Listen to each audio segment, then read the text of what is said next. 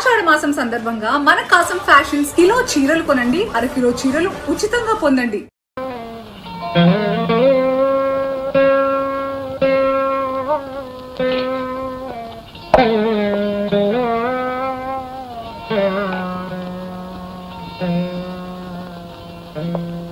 Sudha, coffee తీసుకురా.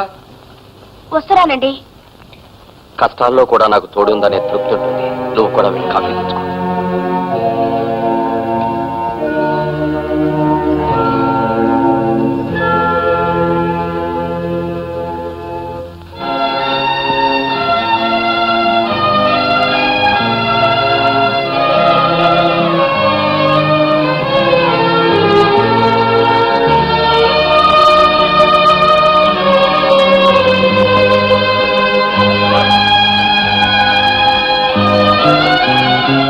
సుధా, వస్తున్నానత్తయ్య.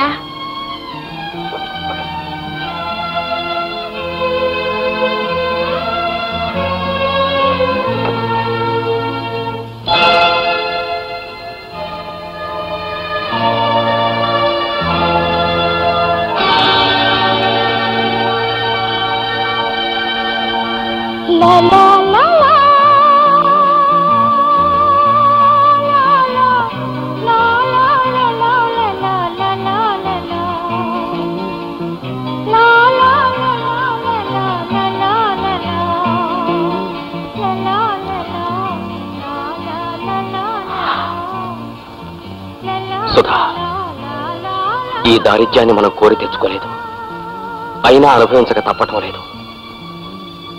దీని నుంచి మనం దూరంగా పోవాలంటే ఒక్కటే మార్గం.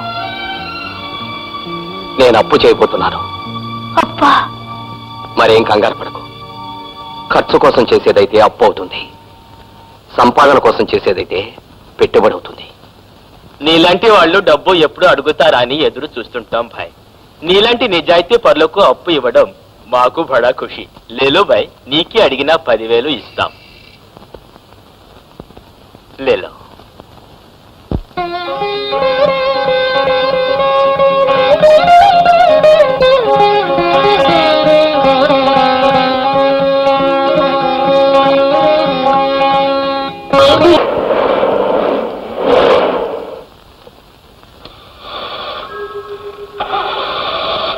ఏమిటి రిపేరా? ఏదో స్ట్రక్ అయినట్టుంది. ఎవరైనా తోస్తే సరిపోవచ్చు.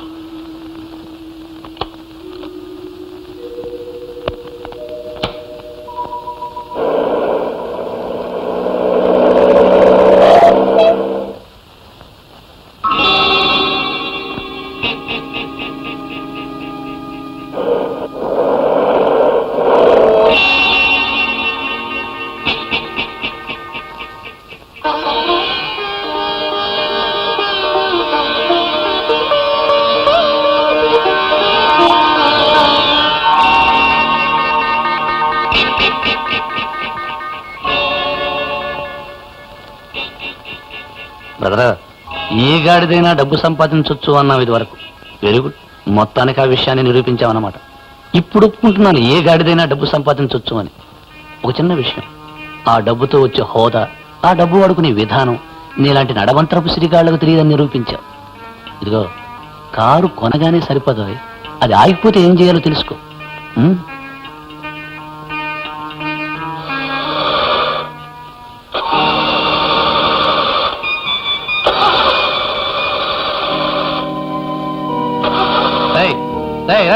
ఇలారా,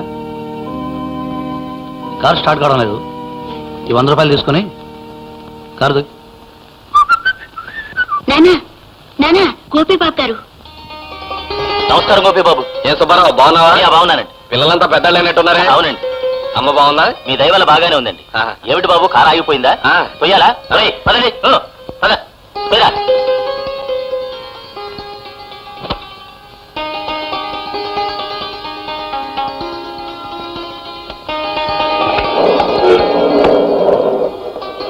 సుబ్బారావు, ఈ డబ్బు తీసుకుని పిల్లలకి ఏమన్నా కొని. వద్దు బాబు, మీ దయవల్ల మా పని బాగానే ఉంది.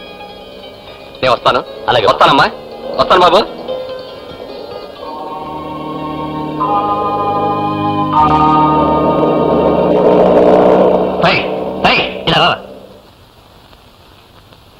ఎలా రాస్కెల్ 100 రూపాయలు నా దగ్గర తీసుకుని వాడికాడ దోస్తావా? బుద్ధి లేదా గాడిద దున్నపోతలో ఉన్నావు? బాబు 100 రూపాయలు ఇవ్వటం ద్వారా మా ఇంటి అని మీ నోటుకొచ్చి మాట్లాడే హక్కు మీకుంటే ఇదిగోండి మీ 100. నేను ఇస్తున్నాను 2 రూపాయలు. అనవయ్యా, పోరా నువ్వు అనవయ్యా. అవును బాబు, డబ్బు పారేసుకునే వాళ్ళు, నోరు పారేసుకునే వాళ్ళు తమకు తామే గొప్పవాళ్ళు అనుకుంటారు. కానీ వాళ్ళందరిలో లోకు అయిపోతారు బాబు. మీ డబ్బు నోరు మీ దగ్గరే ఉంచుకోండి. రావయ్యా పోదాం.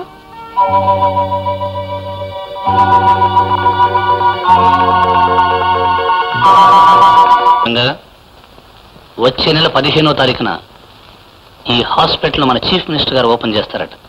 డే అండ్ నైట్ వర్క్ చేసి పని పూర్తి అయ్యేటట్లు చూడు. Yes sir. బిల్డింగ్ పూర్తవుతుంది అనుకోండి, కానీ మన బిల్స్ చాలా పాస్ కాకుండా ఉండిపోయినాయండి. మరి బిల్స్ రంగా, హాస్పిటల్ ఓపెనింగ్ కి అఫీషియల్స్ అంతా వస్తారు. అదే రోజు సాయంత్రం మన ఇంట్లో బ్రహ్మాండంగా పార్టీ ఇస్తాం. ఆ తర్వాత బిల్స్ వాటంతటవే నడిచొస్తాయి. Sir, you're real genius sir. వెళ్ళి పార్టీ లిస్ట్ తయారు చేయి. Yes sir. గుర్రం చెలాకి గుర్రం, చెలి గుర్రం చెలాకి గుర్రం. సరే గాని మావయ్య, మన పుట్టెప్పుడు మొరగదే. మా అమ్మ అంటే దానికి భయం.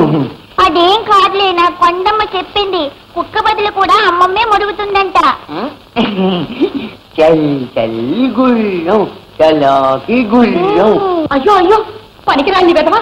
బాబు కింద పడితే ఎంత దెబ్బ తగులుతుందో నీకేం తెలుసు? అడ్డగాడిదా. గాడిని కాదు, గుర్రాన్ని. ఏడ్చావు. ఈ ఇల్లు కాదని ఆ ఇంటికి వెళ్ళిన వాడివి మళ్ళీ ఈ ఇంటికి తగలట్టావే. బాబుతో ఆడుకుందామని. ఏ, నువ్వు ఆడుకోవడానికి దొరబాబే కావాలా? నీలాంటి వెర్రి వెధవలు బయట చాలా మంది ఉన్నారు. అక్కడ చావు.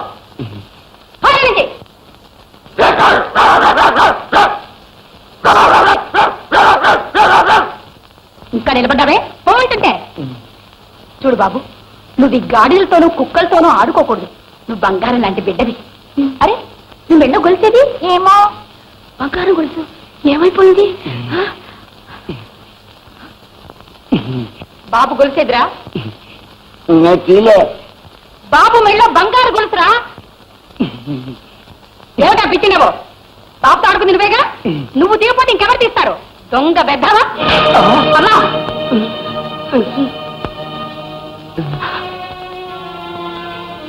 బాబు మెళ్ళో గొలుసు తీసి దాచేశారా దొంగ వటవా?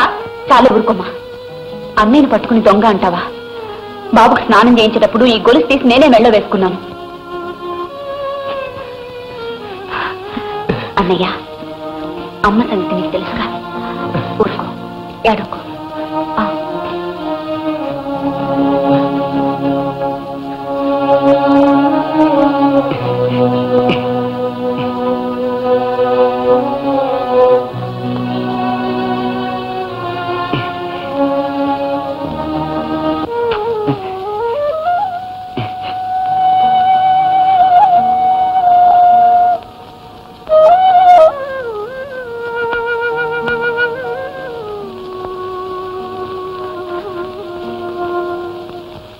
అమ్మా, తల్లి బిడ్డను కొడితే ఆ బిడ్డ ఏడుస్తూ మళ్ళీ తల్లి ఊళ్ళోకే వెళతాడు.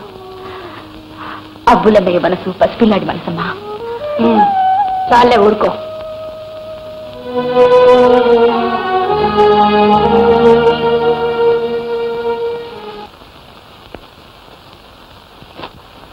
కొనమా, 11 అయింది. ఎక్కడ జ్యూసు తెస్తున్నాను అమ్మగారు. ఇదిగోండి జ్యూస్. అరే, నా విటమిన్ మాత్ర.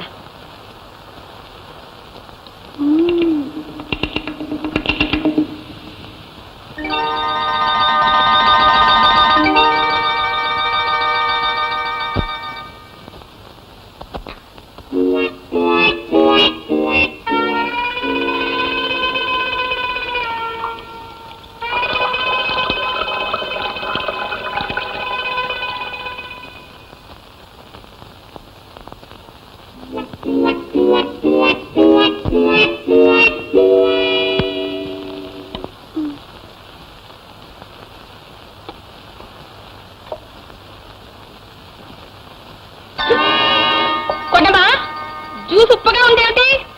పంచదార బదులు ఉప్పేసావా ఏమిటి? అమ్మమ్మ, అది జ్యూస్ కాదు, నా వచ్చా.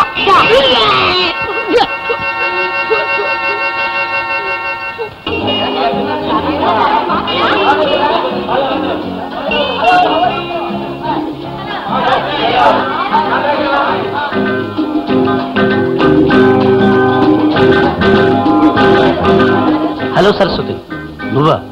ఏమిటి ఉన్నట్టుండి ఇలా ఊడిపడ్డావు? నా పేరు మార్చుకున్నాను. ఇప్పుడు నా పేరు గాజు పెంకు. ఒకప్పుడు నా శీలానికి విలువ కట్టి డబ్బిస్తానన్నావుగా. ఓ, డబ్బు విలువ తెలుసుకోవడానికి ఇంతకాలం పట్టిందన్నమాట. చూడు సరస్వతి, నేను మాట తప్పేవాడిని కాదు. అప్పుడు 25,000 ఇస్తాను, ఇప్పుడు వడ్డీతో కలిపి 30,000 ఇస్తాను. పట్టుకెళ్ళి. శ్రీకాంత్, 30 ఇస్తావా? 30? ఇదిగో 60. నా జీవితం వెచ్చించి తెచ్చాను. నా శీలాన్ని పాడు చేసినందుకు పరిహారంగా 30 ఇస్తానన్నావే. 30 కాదు, 60 ఇస్తున్నాను. 60. పోయిన నా శీలాన్ని నాకిచ్చే. పాడైపోయిన నా శీలాన్ని పిచ్చిగా నీలాంటి వాడిని నమ్మిన ఆడదే పిచ్చిది కాక ఇంకేవుతుంది.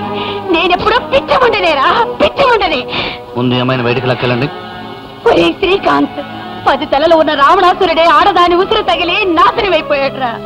డబ్బుతో వెరితలలు వేసే నువ్వు నీదే ఉందిరా. ఏదో ఒకనాడు నా ఉసురు తగిలి నువ్వు నీ డబ్బు నాశనమైపోతారు. చూస్తూ నిలబడతారే, ఇచ్చుకెళ్ళండి. ఏడిపించరా. ఎప్పుడో ఒకప్పుడు నిన్ను ఇలాగే ఈడ్చుకెళ్లే రోజు వస్తుంది, తప్పకుండా వస్తుంది. ఇది నా శాపం రా, నా శాపం. నువ్వు బాగుపడవు, నాశనమైపోతావు.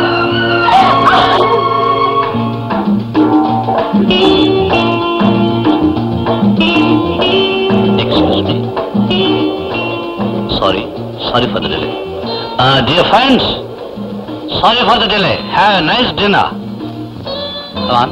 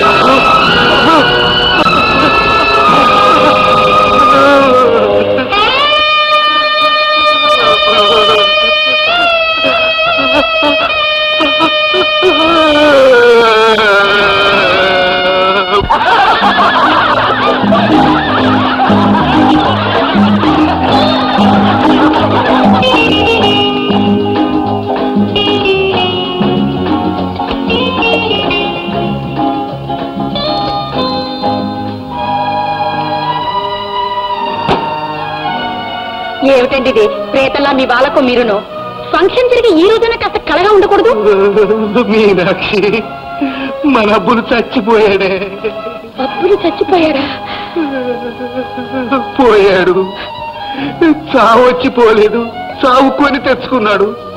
మన చిన్నబాబు ఊబిలో పడిపోతే. చిన్నబాబు ఊబిలో పడిపోయాడా? ఇప్పుడు ఎక్కడున్నాడు? క్షేమంగా ఉన్నాడా? వాడు క్షేమంగానే ఉన్నాడు. చిన్నబాబును రక్షించడానికి పోయి వీడు ప్రాణాలు తీసుకున్నాడు. అబ్బుల శవాన్ని ఇక్కడికి తీసుకొచ్చాను. ఫంక్షన్ జరిగే ఇంట్లో శవాన్ని తీసుకొచ్చారా? మీకేమైనా మతి ఉందా? గెస్ట్లకి విషయం తెలిసి ఆశించుకోరు. బతికుండగానే వాడిని ఇంట్లో సరిగ్గా ఉండనీలేదు, ఇక చచ్చాకే ఉండనిస్తావు. ఎలాగైనా కారిస్తే వాడిని గోపి ఇంటికి తీసుకెళ్తానే. చాలండి, కారా రైలా దిక్కుమాలిన శవాన్ని తీసుకెళ్ళడానికి కారిస్తే నలుగురికి తెలుస్తుందండి. పార్టీ కాస్త రసాబస అవుతుంది. చూడండి, ఈ మున్సిపాలిటీ బండిలో వెనకపక్కగా తీసుకొచ్చి శవాన్ని దాటించండి. వాడు బ్రతికున్నంత కాలం నిన్ను బాతి పెట్టా, నిన్ను గోతిలో పెట్టా అని ఏడిపించుకు తిన్నావే. ఇవాళ వాడు చస్తే వాడిని పాతి పెట్టడానికి కూడా సహాయపడలేదు. వాడి చావు కంటే నీకు పార్టీయే ముఖ్యమైతే చావాల్సిన వాడు కాదే నువ్వు.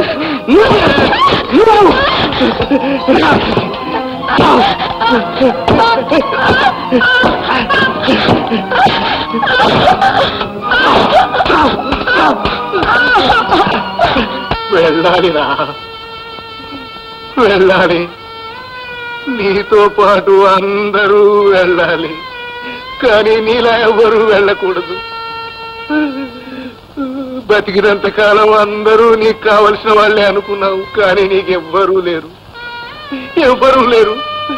నేనున్నానురా, నేనున్నాను. నిన్ను జాగ్రత్తగా మోసుకెళ్తాను, భద్రంగా పాతి పెడతాను, కావలసినవన్నీ చూస్తాను రా. అబ్బులు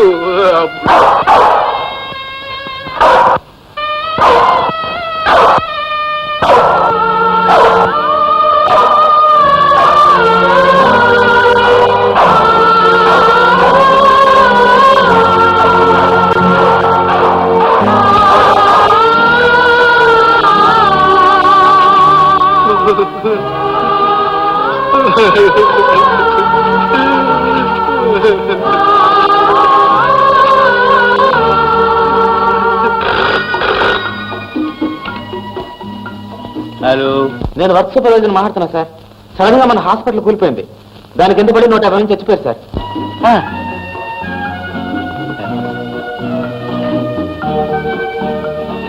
సార్ ఫోన్.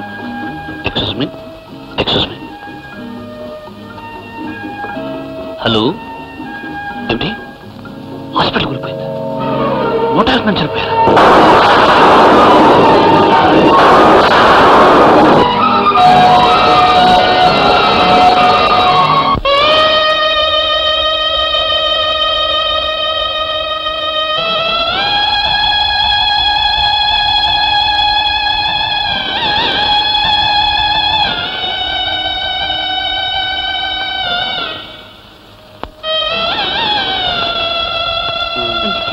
నువ్వు దాచిపెట్టు, అమ్మకు చూపించుకో, చూస్తే తినేస్తుంది.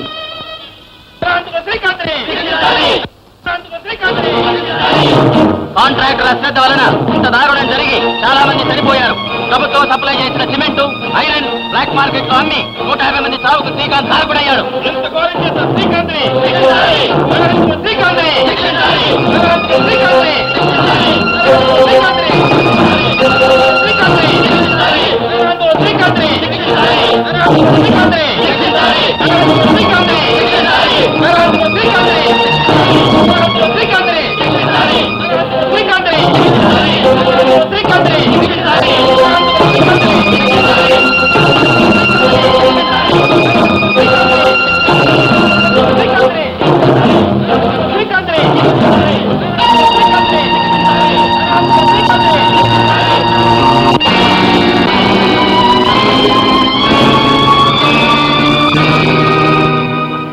చూసారా, మీ డబ్బెలా ఓడిపోయి పారిపోతుందో. మీ తప్పు వల్ల హాస్పిటల్ కూలిపోయి 150 మంది చనిపోయారు. దానికి సమాధానం చెప్పలేక పారిపోమంటుంది మీ డబ్బు. మన కన్న బిడ్డను కాపాడి అప్పులన్నయ్య చనిపోయాడు. ఆ త్యాగం ముందు నిలవలేక పారిపోమంటుంది మీ డబ్బు. చివరికి ఏరి కోరి చేసుకున్న భార్యను, కన్న బిడ్డను వదిలిపెట్టి తనతో వచ్చేయమంటుంది మీ డబ్బు. అందుకు సిద్ధపడి మీరు పారిపోతున్నారంటే నా తాళి ఓడిపోతుందన్నమాట. అందుకు ఏ ఆడది సహించదు, నేను సహించను. ఆ డబ్బును గెలవనివ్వను. అంటే పోలీసులకు పట్టిద్దామనా? మీ అర్థంగినండి నేను. అంత ధైర్యం నాకెక్కడి నుంచి వస్తుంది? కాకపోతే డబ్బున్న వాళ్ళు, లేని వాళ్ళు రైలు పట్టాలంటి వాళ్ళని అన్నారు. అవెప్పుడూ కలవనే కలవని కూడా అన్నారు. కానీ ఆ రెండింటినీ కలుపుతూ మధ్యలో అడ్డబద్దీలనే ఉన్నాయండి. అలాగే ఉన్నవాళ్ళు లేనివాళ్ళు వాళ్లను కలుపుతూ మమతలు మమకారాలు అనే ఉన్నాయి. మీ దృష్టిలో మన ఇద్దరం చెరువు రైలు పట్టాయినా మన మధ్య ఉన్న బంధాన్ని మమకారాన్ని తెంచుకోలేకే నేను ఇక్కడికి వచ్చానండి.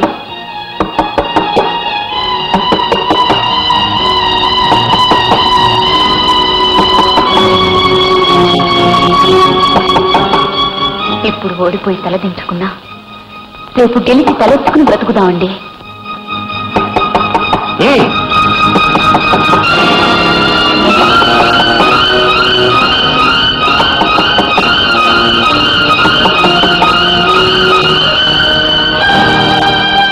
Mister Srikanth, your under arrest.